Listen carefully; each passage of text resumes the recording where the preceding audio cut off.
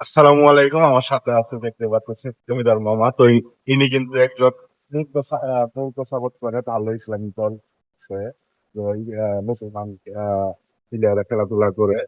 তো মামার মুখ থেকে আজকে শুনতে চাবো যে এই যে স্পেনের খেলা যে 20 তারিখে না, রাত 1টা বাজে, স্পেন আর হচ্ছে আর্জেন্টিনা। তো আপনি এই দুই দলের ভিতরে আপনি মানে আশাবাদী কেমন, যে আপনি কোন দলটা এবার ফাইনালে খেলবে?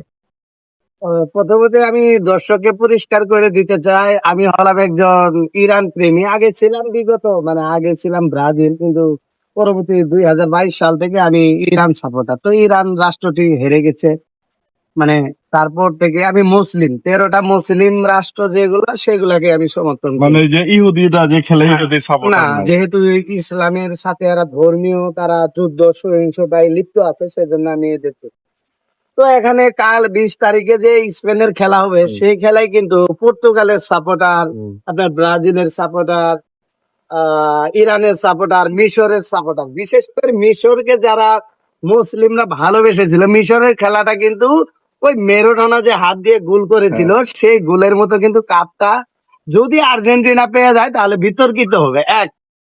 আর দ্বিতীয়তে তো আমি মনে করি তারা 99%, 99.9 হ্যাঁ, এরকম, মানে 1% আর্জেন্টিনা জিতবে এরকম মনে মানে করি। 1% দিতেছেন আপনি? হ্যাঁ, আর 1% আর আপনি দিতে মন আর চায় না। স্পেন নিয়ে কত পার্সেন্ট দিতেছেন? স্পেন ফুল বিপরীত, 99% নয় 99% নয়। নয় মানে ওই যে মানে তারা জিতবে, জি, কারণ ওই বিতর্ক করে কেউ ম্যাচ জিততে পারে কিন্তু কাপ কাপ জিততে নিতে পারে পারে না। না। মানে বিশ্বের চূড়ান্ত, মানে যেমন ব্রাজিল 2 তলা ভবন থেকে লাফ মেরে হেরে গেছে, মিশর 4 তলা ভবন থেকে লাফ মেরে হেরে গেছে, কিন্তু আর্জেন্টিনার হার হবে 32 তলা, বা ওই বিশ্বের 36 তালা। ওই 36 তলা যে হ্যাঁ, যে বুর্জ হ্যাঁ, গম্বুজ হ্যাঁ, আছে হ্যাঁ, হ্যাঁ। কাতারের, ওখান থেকে লাফ বুর্জ মেরে, খলিফা, বুর্জ বুর্জ খলিফা, খলিফা, হ্যাঁ। ওখান থেকে আপনার লাফ হচ্ছে মেরে মানে সৌদি আত্মহত্যা আরবে করা, বুর্জ খলিফা থেকে মেসি লাভ দিয়ে মানে যেভাবে আত্মহত্যা আত্মহত্যা করে, করবে। মানে সেই হ্যাঁ, হ্যাঁ। আত্মহত্যাটা কিন্তু যদি হয়ে যায়, আমরা তাহলে সবচেয়ে আমি আনন্দ হবো আর্জেন্টিনা যদি হারে, এটা হলো বাস্তবিক বাস্তব কথা। কথা।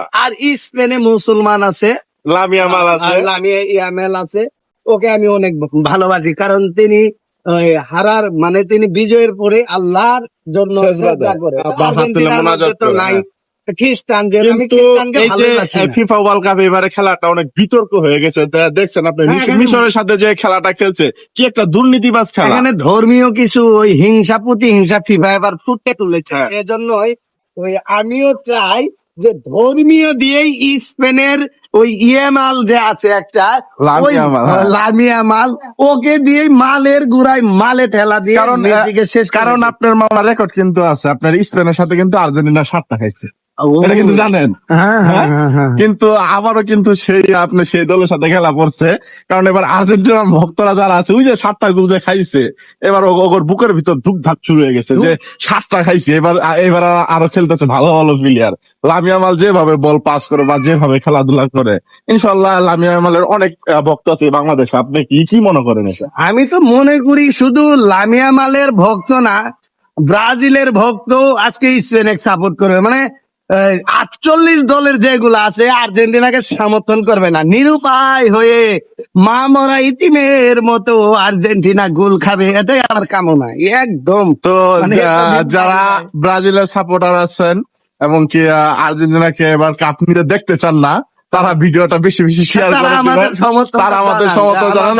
আমরা আসলে আমরা একটা দলই সাপোর্ট করি, সেটা হচ্ছে যে ইরান বা হচ্ছে আপনার মুসলিম কান্ট্রি। ধরেন আপনার প্রথম মূর্খ সাপোর্ট করলাম, মূর্খ চলে গেল, আলহামদুলিল্লাহ, কারণ খেলার ভিতরে হার জিত থাকে।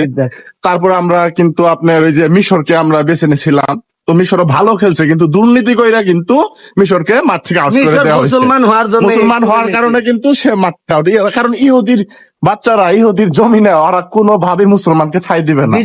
যাই হোক, এবার আমরা যেহেতু লামিয়া মাল আমাদের ইসলাম ধর্মের অনুসারী মুসলমান, আমরা জিনিস মানে স্পেনের বিষয় নিয়ে যদি কেউ ধর্মীয় ভাবে দৃষ্টিকোণ দেয়, ইসলামে অনেক মুসলমান হচ্ছে, এখনো হচ্ছে, এবং ওখানে অনেক শান্তি আছে, অনেক পরিমাণ মুসলমান আছে। আমার খেয়াল নাই কত পার্সেন্ট জানি স্পেনে মুসলমান, শান্তশিষ্ট।